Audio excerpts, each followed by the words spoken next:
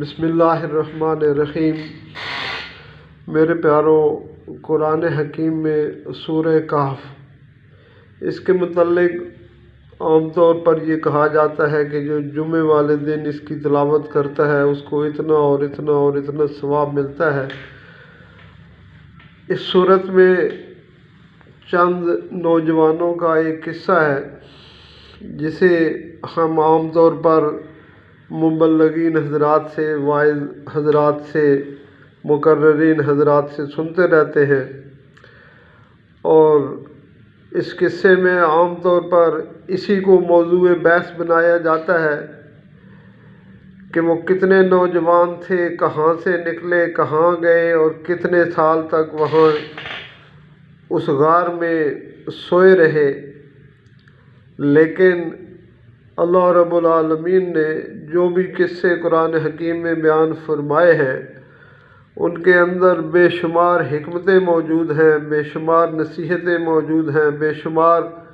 اخلاقی سبق موجود ہیں۔ ہمیں اس پر خاص توجہ دینی چاہیے، بعض اس کا تلاوت کر لینا کافی نہیں ہے۔ اس قصے میں چند ان نوجوانوں کا ذکر ہے جنہوں نے یہ محسوس کیا کہ یہ ماحول جو ہمارے ارد گرد قائم ہے، اگر ہم زیادہ دیر اسی ماحول میں رہے تو اس کا اثر انداز ہونا ہم پر، ہمارے ایمان کے لیے خطرہ ہے۔ تو انہوں نے اس جگہ کو چھوڑنا مناسب سمجھا اور وہ اپنے گھروں سے، اپنی اس ماحول سے نکل پڑے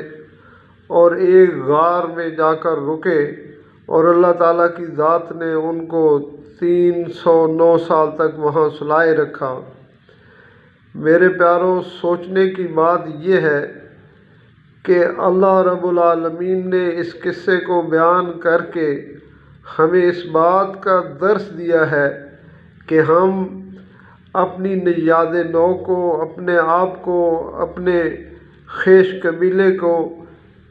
اس بات سے کہ اگر کسی ایسی جگہ ہم قیام پذیر ہیں جہاں ایسا ماحول ہے کہ جو اللہ اور اس کے رسول کی اطاعت کی بجائے نافرمانی کی طرف لے جا رہا ہے، تو وہاں سے ہمیں کوچ کرنا چاہیے۔ آج ہم دیکھیں کہ ہم اپنی نژاد نو کو اس ماحول کی بھیٹ چڑھا رہے ہیں کہ جو سراسر اللہ اور اس کے رسول کی نافرمانی والا ہے، جو بے حیائی والا ہے، بے ایمانی والا ہے، لیکن ہمیں اس کی فکر نہیں ہے۔ ہم چند ٹکوں کی عوض اپنی پوری نسل کو، اپنی پوری قوم کو برباد کرنے پر تلے بیٹھے ہیں۔ میرے پیاروں، اللہ رب العالمین یہ بتانا چاہتے ہیں